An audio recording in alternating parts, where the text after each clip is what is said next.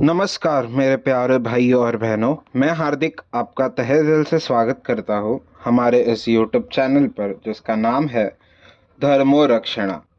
हमारे इस चैनल पर आपको सभी पुराणों की कथाएं और उनकी प्रचलित अध्यायों की जानकारी प्राप्त होगी।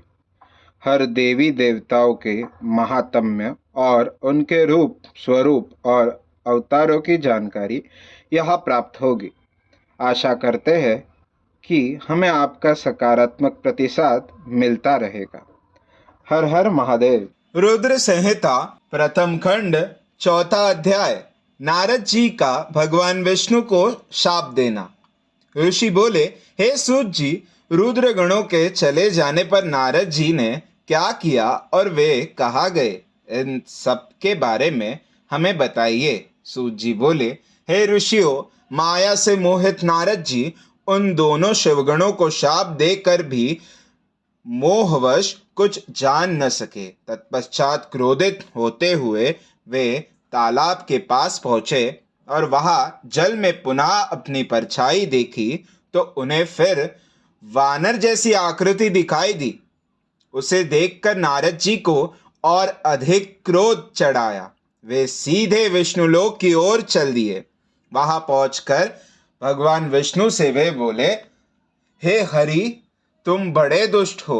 अपने कपट से विश्व को मोहने वाले तुम दूसरों को सुखी होता नहीं देख सकते। तभी तो तुमने सागर मंथन के समय मोहिनी का रूप धारण कर दैत्यों से अमृत का कलश छीन लिया था और उन्हें अमृत की जगह मदिरा पिलाकर पागल बना दिया था। यदि उस समय भगवान शंकर दया कर कर विष को न पीते तो तुम्हारा सारा कपट प्रकट हो जाता। तुम्हें कपट पूर्ण चाले अधिक प्रिय है। भगवान महादेव जी ने ब्राह्मणों को सर्वोपरि बताया है।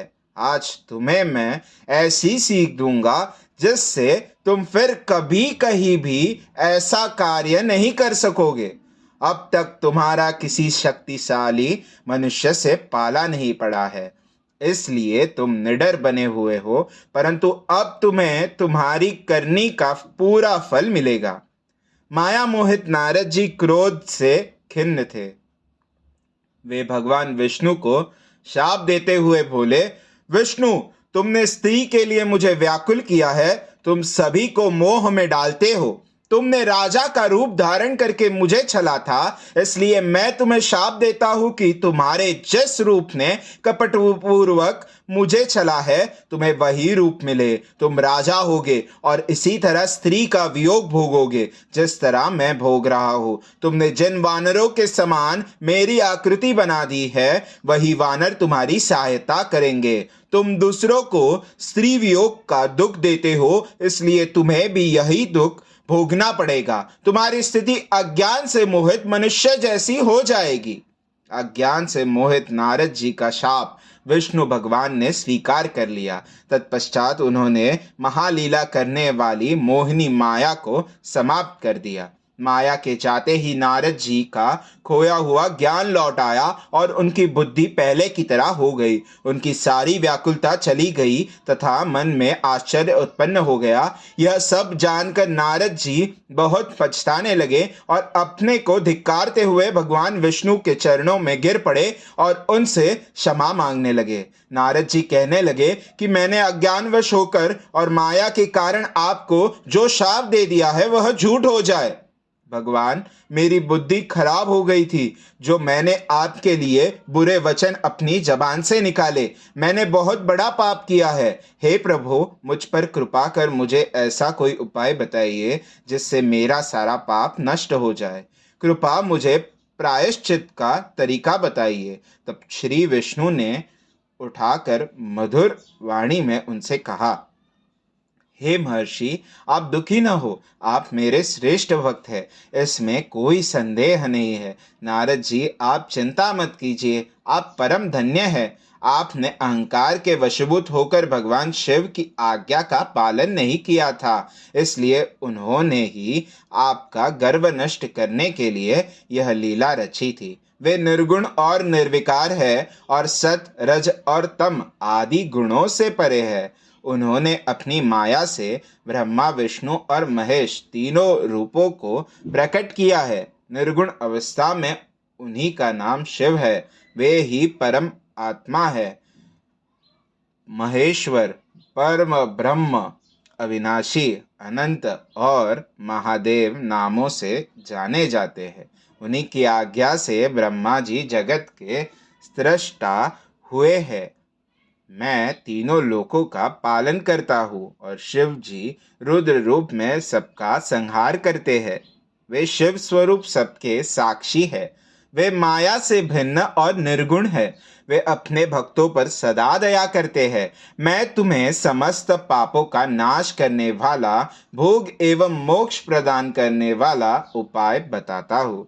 अपने सारे शकों एवं चिंताओं को त्याग कर भगवान शंकर की यश और कीर्ति का गुणगान करो और सदा अनन्य भाव से शिव जी के शतनाम स्तोत्र का पाठ करो, उनकी उपासना करो तथा प्रतिदिन उनकी पूजा अर्चना करो।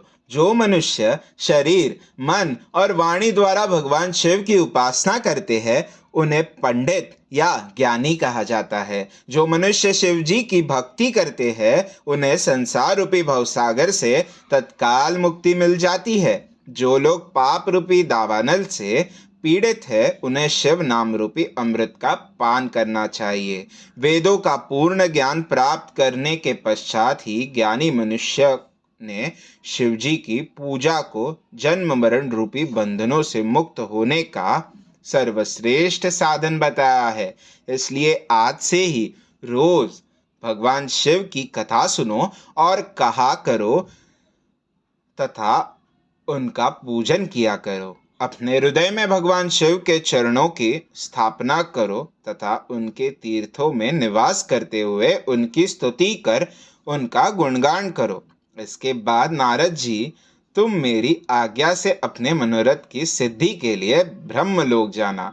वहाँ अपने पिता ब्रह्मा जी की स्तुति करके उनसे शिव महिमा के बारे में पूछना। ब्रह्मा जी शिव भक्तों में श्रेष्ठ है। वे तुम्हें भगवान शंकर का महात्म्य और शतनाम स्तोत्र अवश्य सुनाएंगे। आज से तुम शिव भक्ति में लीन हो जाओ, वे अवश्य तुम्हारा कल्याण करेंगे। यह कहकर विष्णु जी अंतर्धान हो गए।